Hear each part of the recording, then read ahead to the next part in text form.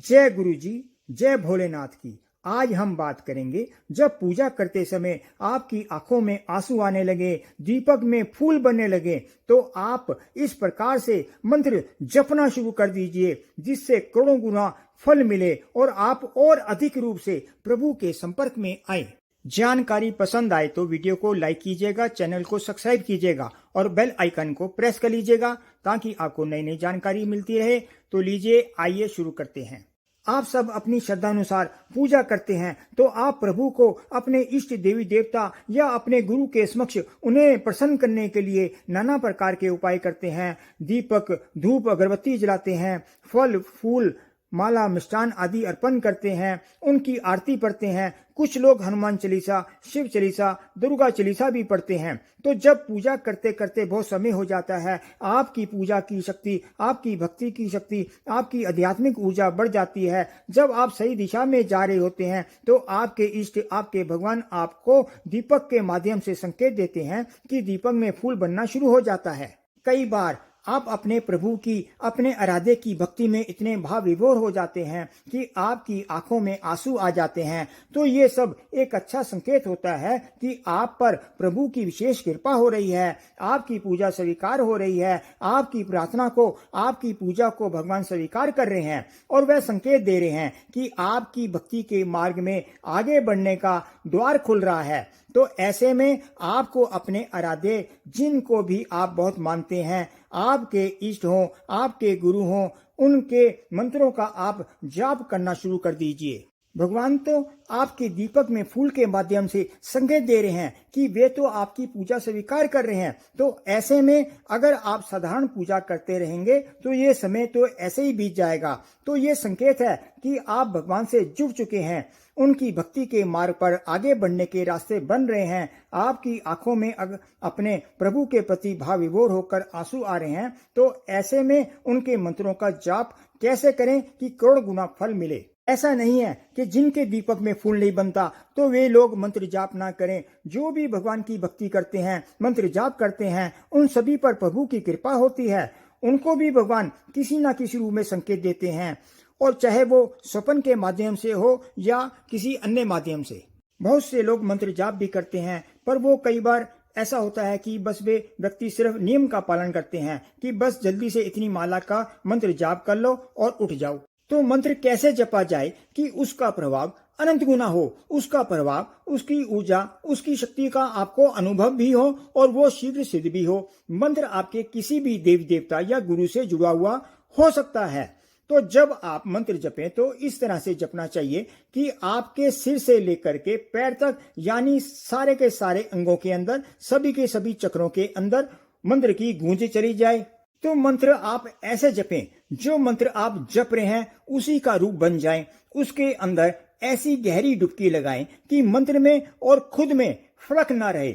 बहुत से लोग मंत्र जपते हैं पर वे कहते हैं कि मंत्र असर नहीं कर रहा, उसका प्रभाव अनुभव नहीं हो रहा। इसके भी कुछ कारण होते हैं। जैसे आप किसी देवी देवता को मानते हैं और आप किसी के पास गए और उनके कहने पर या कहीं से सुनकर कि ये मंत्र जपा करो, आप उस मंत्र को जपने लगे तो भी मंत्र का प्रभाव अनुभव नहीं होता जब तक कि आप उन देवी देवता के साथ, जिनका की मंत्र आप जप रहे हैं, भावनात्मक रूप से जुड़े ना हो।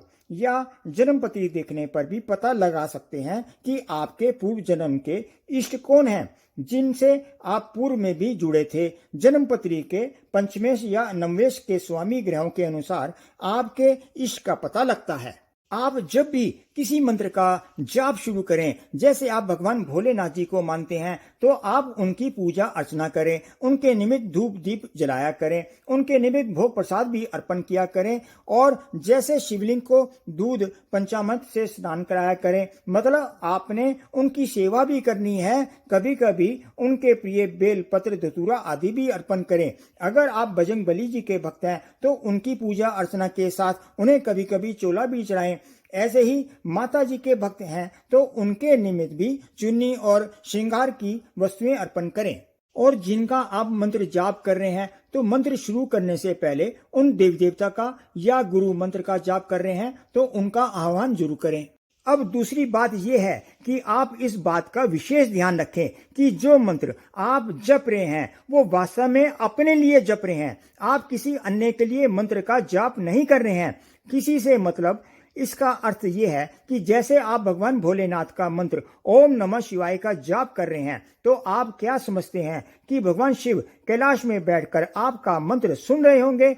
ऐसा सिर्फ कहानियों में, फिल्मों में दिखाया जाता है कि वे वहीं बैठे सुन रहे होते हैं। वास्तव में वो कहीं बाहर नहीं सुन रहे हैं। ये सब खेल आपके भीतर ही चल रहा है।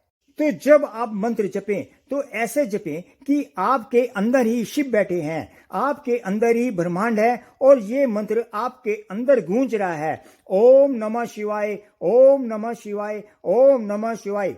जब आप ऐसे मंत्र जाप करें तो आपका रोम रोम ऐसा कहे, आपके सभी चक्रों में ऐसा गूंज जाए, आपके चेतन मन ऐसा कहे, आपका अंतर मन ऐसा कहे, आपका अवचेतन मन ऐसा कहे, शरीर के एक एक अंग में गूंज जाए। जब जपे तो ऐसे जपें आप भाव विभोर हो जाएं, आपके शरीर में लहरें उठने लगें, आपके आंखों से आंसू आने लगे। जब आप अपने भगवान की भक्ति में इतने लीन हो जाएंगे, इतना आगे बढ़ जाएंगे, तो जब आप उनका मंत्र जाप नहीं भी कर रहे होंगे तो अपने आप ही, जब आप अन्य कार्यों में व्यस्त भी होंगे तो अपने आप ही स्वतः आपका मन, आपका रोम रोम मंत्र गुनगुनाने लगेगा। आप जो भी मंत्र जप रहे हैं वो मंत्र आप ही हो जाएं, तो मंत्र के साथ एक रूप हो जाएं, तो मंत्र का प्रभाव आपको दिखाई पड़ेगा। ये अनुभव करें कि ये मंत्र मैं ही हूँ, मैं ही ये मंत्र हूँ। आपका रोम रोम सारे चक्र संबंधन करना शुरू कर देंगे। तो इस प्रकार से मंत्र जपने से आपको मंत्र का करोड़ों गुना लाभ होता है। आप अपने आराध्य से, उनकी ऊर्जा से लगातार संपर्क में रहते हैं। मंत्र जब भी जपें, आपका रोम रोम जपें, चाहे मुंह से बोलकर जपें, मानसिक रूप से जपें या अजपा जपें, जैसे भी जपें, पूरे ध्यान से, पूरी तवज्जो से, पूरी डुबकी लगाकर जपें, ऐसे कि आप में और मंत्र में कोई फर्क ना रह जाए कि ये मंत्र है और ये मैं हूँ। ऐसा नहीं सोचना। ये सोचना है कि मैं ही मंत्र हो गया हूँ, मैं ही मंत्र जप रहा हूँ, मैं हूँ ही नहीं, ये मंत्र ही रह गया है।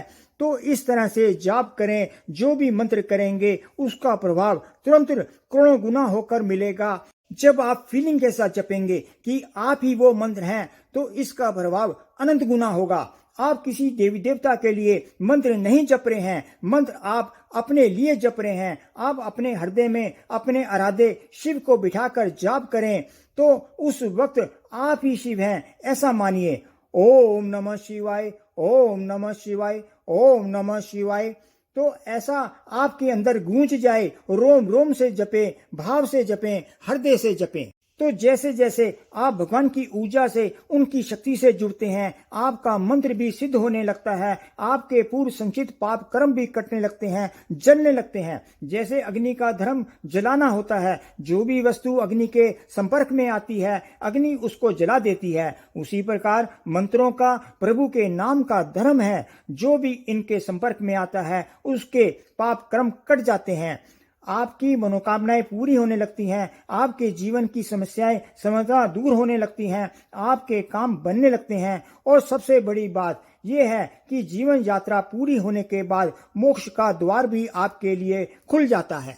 आपको ये जानकारी पसंद आई हो तो कमेंट बॉक्स में जय भोलेनाथ का जयकारा लगाइए। आज बस इतना ही। फिर मिलेंगे नई वीडियो में नई जानकारी के साथ। जय गुरु जी, जय भोलेनाथ की।